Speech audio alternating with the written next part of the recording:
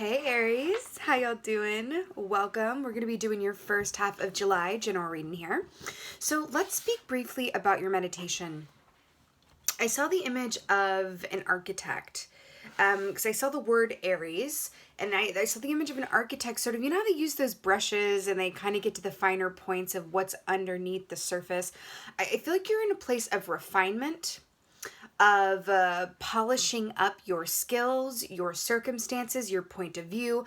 I heard seat of power. It does feel like you're in a seat of power with this first half of July. I also saw, and this was really interesting, I saw an image of David Beckham, the used to be a pro footballer. I saw David Beckham, who also made a foray into a modeling career, interestingly enough. And, you know, David Beckham's an absolute legend in terms of, you know, soccer in the States or European football. He played in the States as well. And I just saw this image of, like, hitting the ball right into the corner pocket of the goal. Just precision and accuracy and great power. It really feels like that's the energy that you're sitting with currently, and it feels really, really good. And it was interesting, too, because I saw the Aries collective as David Beckham sitting in and moving into, like, a, you know, the modeling realm, and a lot of offers being made and just coming. But the thing that struck me the most was that amidst a lot of stimuli, because I do feel like there's a lot of stimuli around y'all at the moment, amidst a lot of stimuli, offers, I feel like there's going to be a lot of communication coming in, you know, text message, email, phone calls, proposals. I'm seeing submitting, right? You may be applying for things. People could be applying for things with you. It really feels like there's a lot of paperwork or just communication in general. Contracts as well. It just feels like a lot of getting her done energy, but amidst all of that was this sense of calm. It was just this, you know, and actually horses on the bottom, it does feel a bit horse-like in terms of you do feel like you're in a, you know, position of power, but there's great freedom within it because you are in, and I say this, normally I don't love the word control, but it feels like a very positive word in this context. You are in control of your circumstances, of your mind, see, here we go. you are in a happy place of allowance and control and facility, and it feels really, really good. The zebra. So this surprises me not at all. The zebra is so beautiful, and it actually puts me in mind of an emperor energy, but sort of the medicine to the shadow aspect of the emperor energy. So the emperor, which is you guys in the tarot, has a lot of wonderful qualities. Sort of the shadow energy of the emperor and emperor out of alignment is that they have a very black and white way of thinking. There is no gray. Right? It's right and wrong. It's this or that. It's my way or the highway. Right? And so I love that the zebra's coming up here because the zebra is all about the gray area. All about merging two points of view. Also a bit of temperance energy here as well. Merging two points of view to see a greater picture, to see a greater whole of something. Right? See these ears right here? See these ears? You know, this image that I have of you, of a lot of people coming to you in a lot of communication, I do feel like you are in a, seat of power where a lot of people are soliciting your advice, your participation, your cooperation, wanting to work with you, wanting to spend time with you, and really pick your brain. I just heard that, pick your brain. And it feels really positive, and it feels like it feels like you're wearing it well, Aries. It does. It feels like you're wearing it well. Zebras represent counselors, therapists, giving really good advice. The zebra as a personality type is someone who is just incredibly reliable. And you know that they don't say anything they don't mean. They consider their words before they speak.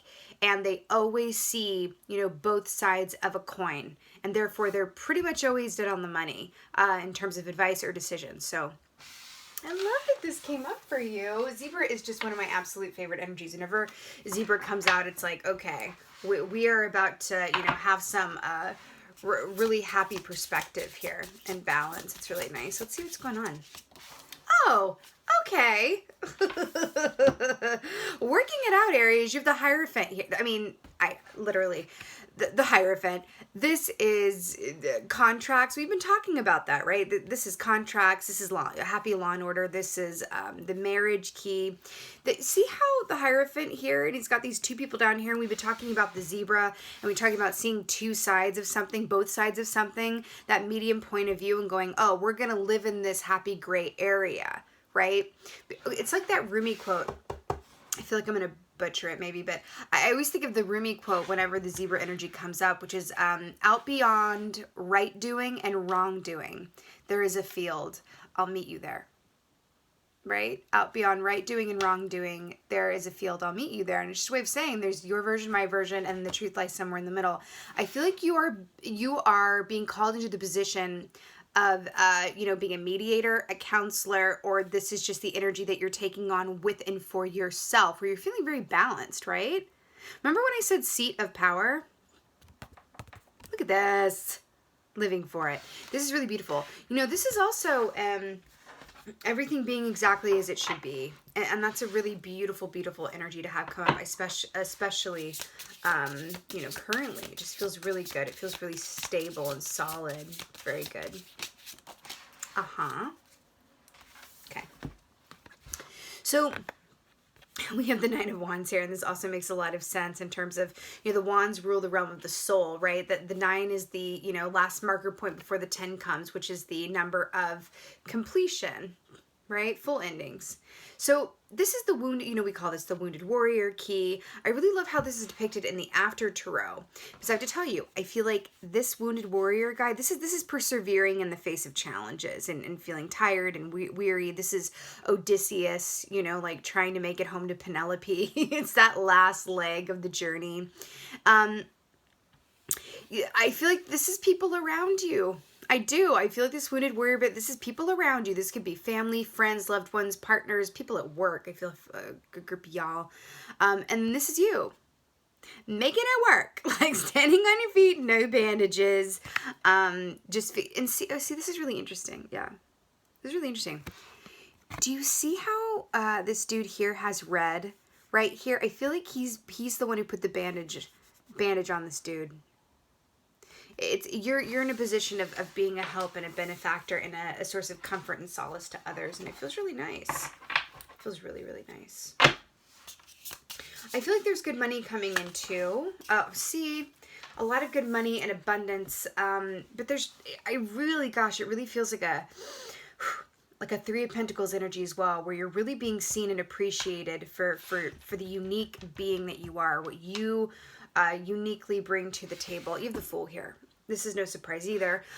This is the, start of a fresh, brand new cycle. Remember when I said that it's the 9 to the 10, and then we start again with the Fool with number 0. So I really love that. Might feel like a bit of a hop and a skip and a jump.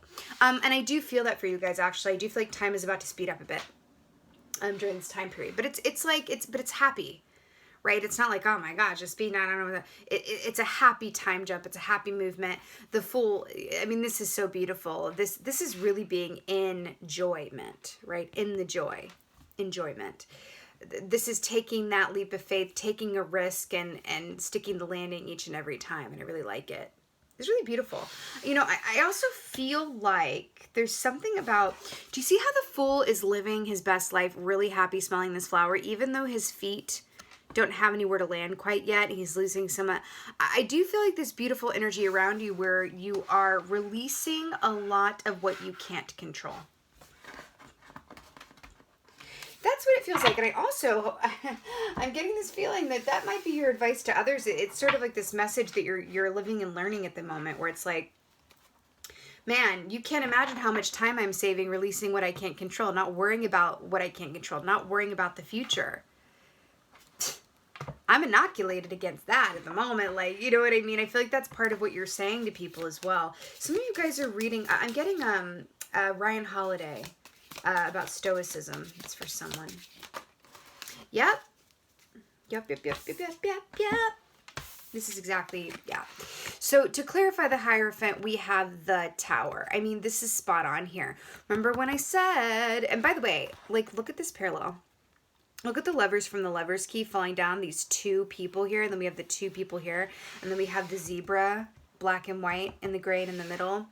You know, I'm telling you, you know, with this great change coming in here, you're coming off of a time where a lot has been, you know, up in the air, in the unknown, displaced. But even if it's not from that vantage point for you personally, things are different than they were. Like, I don't care who you are, where you are. Like, things are different than how they were. For some are feeling it more than others. Some are pretty much like, wow, you know, I'm rolling with it. But things are different, right? Thus the tower. The tower is the great rearranger coming in when things have gone askew to rearrange things in a given context and on a certain scale, right? Yeah, the snake, see the tree, that's the tree from the Lover's Key. The snake is about healing and transformation as well.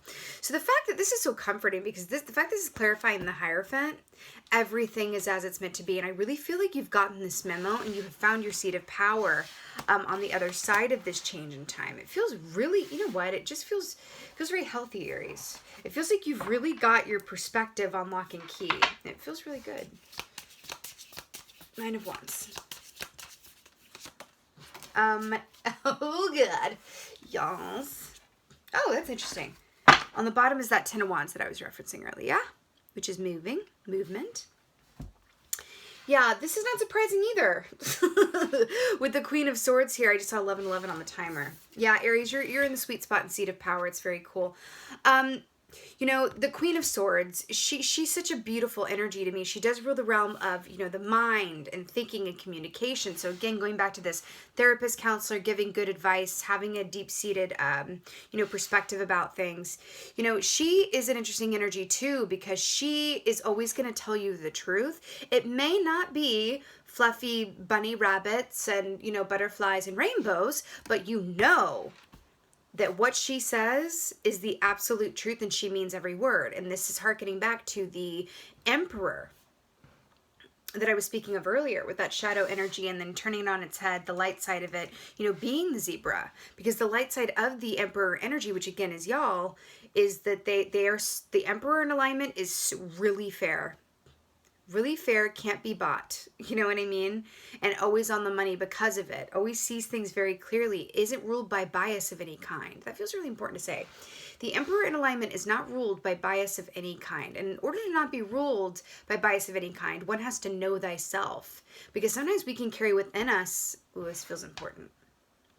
Sometimes we can carry within us bias that is so conditioned from childhood or media or experience or where we grew up, whatever have you, where we don't even realize it.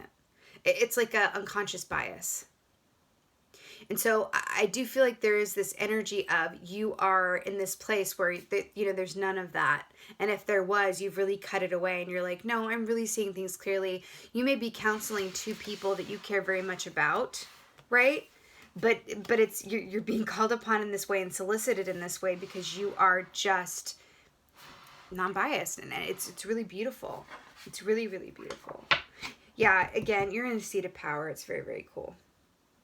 Yeah, I want to point something out. You see these 3 people carrying this canoe back here? I'm really drawn to this. You know, 3 is the number of extremes, right? 2019 was a 3 year, which was, you know, started us off into 2020. It's interesting because the tower is an extreme energy, right? You have 3 major arcanas and we've only pulled 5 keys here. There is this feeling of absolutism, and also this feeling of, you know, this is you in the face of these, you know, extreme energies and change. And I do feel like it might have taken some of you guys some work and time to get there, but you're here now and it feels really lovely. It really, really does. It really, really does. The Fool. And I feel like your energy is needed right now, Aries. I feel like saying that. There's something about this where it's like having a clear perspective is like the gold right now, especially in a time where it can be difficult to know, you know, what to believe and having to check in regularly and having to be adaptable and flexible. That's what I feel like is making up this seat of power for you. And I do feel like you're coming across as the Hierophant. I feel like the foundation of your seat of power in this time is like on what this is adaptability and this is flexibility. Oops. Adaptability and flexibility are the foundation for your current seat of power. That feels really, really good. If you could bottle that and sell it, never have to work another day in your life. So we have 9 of Swords here. This is this is really cool. 9 of Swords to clarify the Fool. So 9 of Swords. I mean, I just want you to look at this. Look at this like crazy, scary goblin ghoul with wings. Not even sure what that is supposed to be. Traditionally, the 9 of Swords is sleep patterns. It's not always negative, even though it's depicted here this way. This is about dreamtime activity. It can be about nightmares, but it can also be about prolific and important messages coming to you in your sleeping hours, right? You know, it's interesting because the fact that it's clarifying the Fool here, I do feel like there's an aspect here of where previously you, remember what I said about it feels like you are really learning the lesson and have gotten the full memo and mastered the art of releasing what is not in your control. This 9 of Swords, this person's sitting up in bed here right now. That's why they're up like this. That's why they're up like this, with their face in their hands, right? It's because they're worried about, this is the kind of mental tension that is about, you know, worry about what we can't control, right? That's what's keeping this person up at night, right? And then this is the opposite energy of this. Do you see the 2 extreme differences in energy here? Up at night, worried about the what ifs and the how to and the should I and the, you know, the future anxiety, all of this. And then we have the Fool, which is like, I'm literally hanging off the side of a cliff, smelling a flower, right? This is a complete freedom of mind and body and spirit. And I do feel like it's such a beautiful release for you around this. And I feel like some of you guys, yeah, like I said, this took time. This was a process of achieving this flip of perspective and new reality and energy. I do feel like it's going to be around a while. I am getting a message for you guys though around this. It's always good advice, but I feel like for you guys in particular, because I do feel like you're going to be there a lot for other people. Okay. To pace yourself and do self-care check-ins. That's another aspect of the Emperor that sometimes he could improve on, and why the Empress is a beautiful counter energy and partner to him. Sometimes he does forget about self-care because he can think a lot about others. He's always putting others before himself, the Emperor is, and I feel like that's coming through for you as well. Also, if you think about counselors and therapists and people who are, you know, mediators and empaths and who are always there for other people with the zebra energy there, they can forget to put themselves first as well, filling up their own cup before they can turn around and offer it to others. So I do feel like that is a point of advice for you as well. But this is beautiful. It really, really is. Let's get a feathered messenger oracle for you guys. A bit of a new setup here, by the way. If you haven't noticed, Lady Crow is living her best vacation live, so... okay, okay, I'm so obsessed with this. Okay, I love this so much. So you have the owl here, which is so, so lovely and beautiful. You know, the owl is about clear seeing and clear perspective, and the owl sees just as clearly at nighttime as it does during the day. So again, we're going back to this black and white and gray area and how you see things and your vision point and your perspective. And that's really, really cool here. It just feels like you're in alignment around that. And I love that. You know, there's also this aspect of the owl where, and I want to bring this up. The owl is a predator, right? The owl is a predator. And it really does go after prey when and as needed. And there's this certain energy here, because I'm going back to the Queen of Swords here and the Tower. You know, sometimes, and I do feel like some of you guys are going to be in this position. I do have this feeling for some of you guys.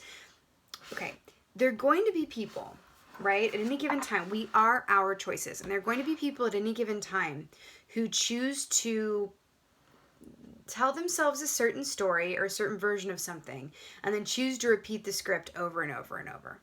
And they keep, do you ever like have someone or someones who ask you for advice about the same thing over and over, and you keep giving advice and it's just, they don't take it, or they just, and you realize they don't actually want your advice. They just want to sit in that energy and recycle it over and over and over and over and over, because it's feeding some sort of, you know, trauma that they need to live in and learn from at the moment.